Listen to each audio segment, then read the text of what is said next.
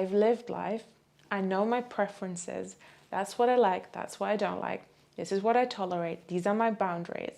This is my desire for life. The closer we can bring our heart and our brain together and keep those aligned, the happier we are. And you can see it in their eyes. There's a sparkle. And by being able to honor the truth and verbalize it from a place of love, we are drawn to authentic people. I think authenticity is one of the key components of living a life that is meant uniquely for you.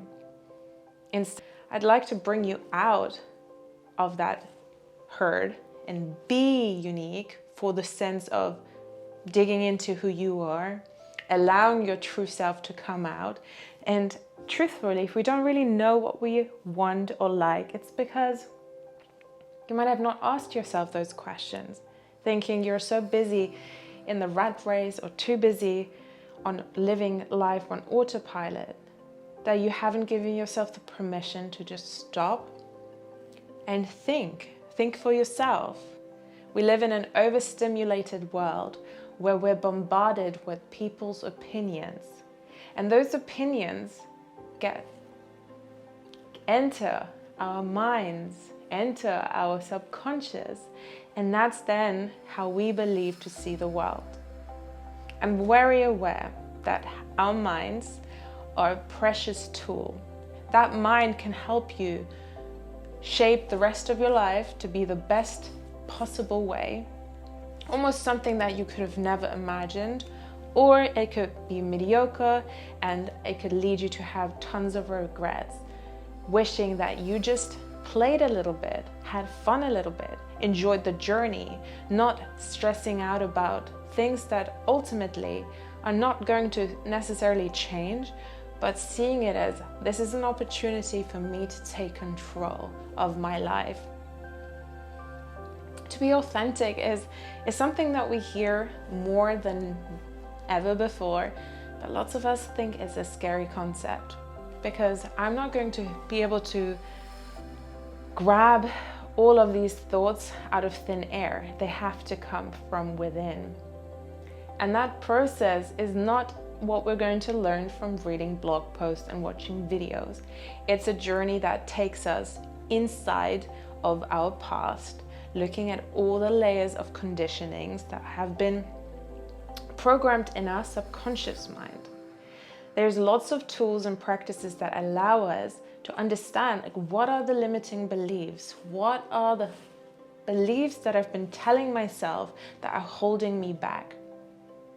Are my dreams too far-fetched? Well, why are they too far-fetched? Do you think money grows on trees? It's too competitive. Everyone around me is already doing it, so I don't need to be another Schno, another Mo, another Ro, another person who jumps on the bandwagon because it's a cool thing. But if this is something that will work your way through finding your truth, it's another stepping stone. It's not just necessarily about thinking about this end goal, about the destination. What events have you been exposed to? What data points have you been exposed to? And those data points, those events, those life moments are shaping how you think and feel and what your beliefs are. If we have a negative belief about ourselves, a self-critical way, it's not something that we're born with. It's something that has over time been a subject, and it's in our environment. It can always be something that we change. And I believe when we look and seek change for the better of ourselves, it is so worthwhile. The healing journey is one that the healing journey is very important. It can help delve into any past traumas, as minuscule as they are. They can affect how we say yes or no to opportunities, or being scared of rejection, being scared of making a fool out of yourself. These fears can literally be a defining factor of your success or the lack of bravery that you're going to encounter. There's a practice called shadow work. It sounds shadow work, but what it means is behind. What's behind you? What is behind the surface of you? Anything, any subconscious barriers, anything that's in the back, shoved in the back, if we allow it to come and bring it to the surface and look at what meanings are we holding to these events in our lives? Why are we the way we are? Why do we believe that we're lazy? Why do we believe that we're terrible at reading? It isn't our fault. It is our circumstances and how we were brought out, how we engaged with that type of material. But to be authentic and really tap into your authenticity, it is so valuable to know what are your personal filters. How are you absorbing information, and how do you transfer those information internally to make better sense for you? How do you apply that information? Nothing is cookie cutter. You can attend a certain class and all the 29 other pupils are getting taught the same lesson. But that particular lesson could spur you on to create something amazing that weekend. Maybe you turn it into a video and that video turns into another idea, and then it's a snowball effect. Your interpretation of an event, your interpretation of how you see the world is determining how you act, how you speak, how you maneuver life. What is your energy? So I like to think like that attitude we have, the overall attitude we have for life, if we make it non-judgmental, non-offensive, and we come with a place of an open heart, wanting to embrace new opportunities, try new things out, then we are more playful. Nothing is so serious. Your life has been made up of all these milestones of exams, these stresses in life. I have to pass this, I have to pay my bills, all of these responsibilities aren't something that you want, it's something you have to do. But the more we do things that we have to do, it becomes a chore. It makes you think, my life is a bunch of chores. So we should balance it out with hobbies, with exciting things, with travel, with inspiration, being curious, being a learner. It's an ongoing process. And as long as we look at our life as a journey, as an ongoing thing, there's not a stressor of, I need to get to this point.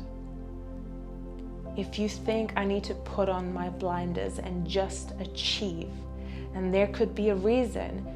There are some traumas that could potentially have made you feel that your worth is coming from a particular achievement. We can take achievements, we take pleasures in the everyday. What are the everyday moments that you can treasure? What are the things that can spur some excitements into your life? Does everything have to be so serious?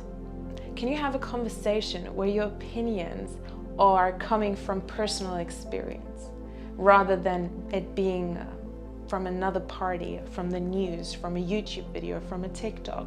Those are regurgitated information that we spurred out, but it's coming from our memory. Whereas if we experience life and talk our truth, it comes from our heart. And it makes a huge difference, because the images that you have in your head, in your brain, evoke emotion because you've lived it. There's a complete difference if we are teaching from our own experience versus constantly reading, remembering a quote, remembering what the textbook said in school, remembering what this video person on YouTube said, and just saying it, because there's a gap between you, the emotion behind it, and the information. I like to think the closer we can bring our heart and our brain together and keep those aligned, the happier we are. And you can see it in their eyes. There's a sparkle. There's a true alignment with who you are as a person. It feels so incredible light, like this heavy burden of life is kind of off your shoulder. There's no hiding. There's no, I need to keep my mouth shut. I can't say, I can't express myself. I don't know who I am. It is, I've lived life. I know my preferences. That's what I like. That's what I don't like. This is what I tolerate. These are my boundaries. This is my desire for life. You are expressing and coming from a place of desire and wanting versus hate and despair and all these. So there is a difference. You come from a place of love. You come from a place of desire, wish, excitement, vision. All of that is so colorful within you. But that other life is a bit more mellow. Everything feels more of a drag. Someone is a gatekeeper to your happiness. You're relying on a paycheck, so you're acting a certain way just to not aggravate anyone. You're just keeping in your lane. But that persona of yours is scared, and that fear of, if you're not say anything because you don't want to inconvenience anyone. But that's keeping away. You can still express your authentic selves without hurting anyone. You're just expressing your desire. You're paying for a service. If you're not satisfied and going behind and leaving a terrible review is not going to ultimately satisfy you. But if you can mention it in a polite way, like, oh, this kind of came out cold. Could you please have it warm up or something like that? It's nothing wrong. There's nothing wrong in expressing your desire, as long as it's coming from a place of desire, love, and kindness. Instead of going home frumpy, angry, this food was terrible, didn't like it, the service was terrible. Instead of keeping that of the conversations, address the issue with love and desire. And you know what? The people around you are going to want to make you happy because they see that you have standards and they want to meet those standards in the moment. Once you leave the restaurant and you're not going to come back, but you're going to have that terrible memory, you're not going to learn much from it, apart that the restaurant is terrible. But by verbalizing your needs and you have those needs met, you're going to learn to be wording your thoughts. You're going to learn to not be scared. And it's just going to really, that type of pattern is going to bleed into so many areas of life. If we're programmed by fear, we need to understand, why are we scared? Why are we scared to express our feelings and desires and our emotions? And by being able to honor the truth and verbalize it from a place of love, so many amazing things are going to be drawn to you. It's more like a magnet. We are drawn to authentic people because they attract opportunities that are aligned with them. They're able to say yes, but they're also able to say no to the things that are not aligned.